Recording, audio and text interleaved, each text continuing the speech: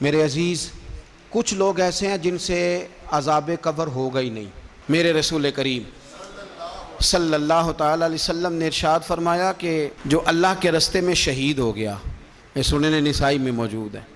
اسے عذاب قبر نہیں ہوگا، بلکہ ایک حدیث میں تو فرمایا حساب کتاب ہی نہیں ہوگا، اللہ بغیر سوال جواب کے جنت عطا فرما دے۔ کچھ لوگوں کو لوگوں کی بخشش پہ بھی مسئلہ ہی بنتا ہے کہ کوئی بخشا نہ جائے۔ اور ایک صاحب کہہ رہے تھے جی یہ کیا معاملہ ہے کہ جمعے کو بندہ مر گیا یا فلانا ہو گیا تو اس سے حساب کتاب نہیں ہوگا، اتنے بڑے جرم لوگوں نے اتنے پاپ، اور جمعے کو مر گیا تو بخشا جائے گا۔ تو میں نے کہا جرموں کا بھی اسے حساب اللہ لے لے گا، لیکن میاں حساب کتاب کی ڈیوٹی نہ اللہ کی ہے تو بہتر یہ ہے کہ اسی کے ہاتھ میں رہے، تو نہ اپنے ہاتھ میں لینے کی کوشش کر۔ سنن ترمذی کی حدیث۔ ہمیں پتہ نہیں کیا مصیبت ہے، ہمیں پتہ نہیں کیا مسئلہ ہے۔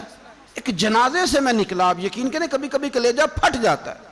میں ایک جنازے سے نکلا تو میرے ساتھ ایک بندہ جنازہ پڑھ کے نکلا تو کہنے لگا جی پیر صاحب دیکھیں آج کتنی دنیا آئی ہے، حالانکہ یہ بندہ اس طرح کا تھا، اس طرح کا تھا، اس طرح کا تھا۔ میں نے اسے کہا یار تجھے تو فکر ہی لگ گئی ہے کہیں جنت میں چلا ہی نہ جائے، تو اس طرح کرنا جنت کے دروازے کے سامنے کھڑے ہو جانا ڈنڈا لے کے کہ میں نے نہیں جانے دینا۔ شرم آنی چاہیے ہمیں۔ اللہ فرماتے ہیں جنت اتنی چوڑی ہے جتنے زمین و آسمان، اس کی چوڑائی زمین اور آسمان کے برابر ہے، تو ہم تو اپنے علاوہ کسی کو جانے نہیں دینا چاہتے جنت میں۔ اور بس کریں، جنت خدا کا فضل ہے، اور اللہ فرماتے ہیں میرا فضل میں جسے چاہتا ہوں عطا کرتا ہوں۔ یہ سنن ترمذی کی حدیث، اور اس کے راوی حضرت عبداللہ ابن عمر رضی اللہ تعالیٰ عنہ، نبی پاک علیہ السلام نے فرمایا جو مسلمان جمعے کے دن یا جمعے کی رات کو فوت ہو، اس کو اللہ تعالیٰ قبر کی آزمائش سے محفوظ رکھتا ہے۔ جو جمعے کی رات فوت ہو جائے یا جمعے والے، یعنی جمعے رات اور جمعے کی درمیانی رات چلا جائے یا جمعے والے، تو اللہ اسے عذاب قبر سے۔ تو میرے عزیز، جو بندہ شہید ہو اس سے عذاب قبر نہیں ہوتا، جو آدمی جمعے کے دن یا جمعے کی رات چلا جائے اسے بھی عذاب قبر نہیں ہوتا۔ اور میرے رسول کریم صلی اللہ تعالیٰ علیہ وسلم نے فرمایا جو بندہ ایک دن اور ایک رات، یہ حدیث صحیح مسلم میں، سنن ترمذی میں، مصنف عبدالرزاق میں موجود ہے، ایک دن اور ایک رات اللہ کی رضا کے لیے اسلامی سرحد پہ پہرا دے۔ میں اور آپ سوئے ہوئے ہیں، لیکن وہ لوگ جو فوجی بارڈروں پہ کھڑے ہیں، دیکھو مدینے والے محبوب کس کس پہ کرم فرماتے ہیں۔ ساری عمر نہیں، 24-25 سال کی سروس نہیں، فرمایا ایک دن اور ایک رات اللہ کی رضا کے لیے جو اسلامی سرحد پر پہرا دے، مسلمانوں کو کافروں سے بچائے، رب اسے عذاب قبر نہیں دے گا، اسے اللہ تعالیٰ اپنے فضل سے معاف فرما دے گا۔ ایک رات اور ایک، تو آپ کیا سمجھتے ہیں کہ ان فوجیوں کی کوئی چھوٹی شان ہے، ان کا کوئی چھوٹا مرتبہ ہے؟ ایک دن اور ایک رات اگر یہ پہرا دیں تو اللہ انہیں اتنا انعام عطا کرتا ہے۔ اسی طرح سن لو، یہ ذرا غور سے سننا، ابن ماجہ کی حدیث، اور اس کے علاوہ مسند ابو یعلا میں موجود حدیث کے راوی حضرت ابو ہریرہ رضی اللہ تعالی عنہ، حضور صلی اللہ تعالی علیہ وسلم نے فرمایا جو شخص بیماری سے فوت ہوا، قربان جاؤں میرے محبوب نے بیماری کا نام ہی نہیں لیا، فرمایا کوئی بھی بیماری ہو، فرمایا جو آدمی بیماری سے فوت ہوا اللہ اسے شہادت کی موت عطا فرمائے گا،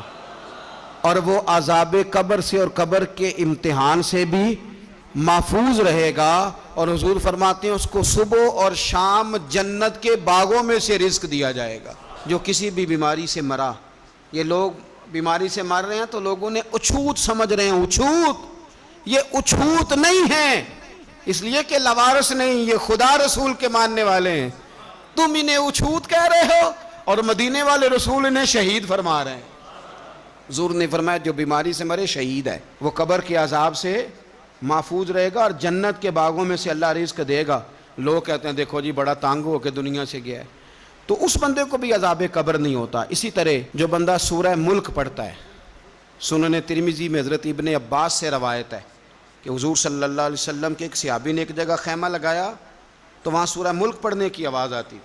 کوئی بندہ پڑھنے والا نظر نہیں آتا تھا۔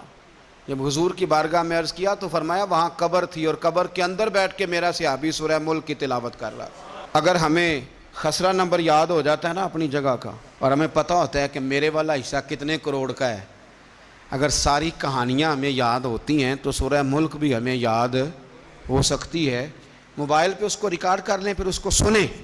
کبھی بھی سورہ ملک میں، اور ہمارے سلسلہ عالیہ میں تو سورہ ملک وظیفہ ہے، ہمارے الوظیفۃ الکریمہ میں اعلیٰ حضرت نے لکھا ہے کہ رات کو سورہ ملک اور سورہ یاسین کے بغیر سونا نہیں۔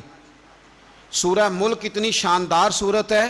کہ نبی پاک صلی اللہ علیہ وسلم نے فرمایا یہ قیامت کے دن اللہ کی بارگاہ میں ناز سے جھگڑا کرے گی اور کہے گی اے اللہ،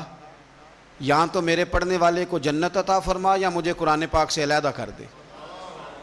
تو رب کریم پھر اپنے فضل سے پڑھنے والے کو جنت عطا کرے گا۔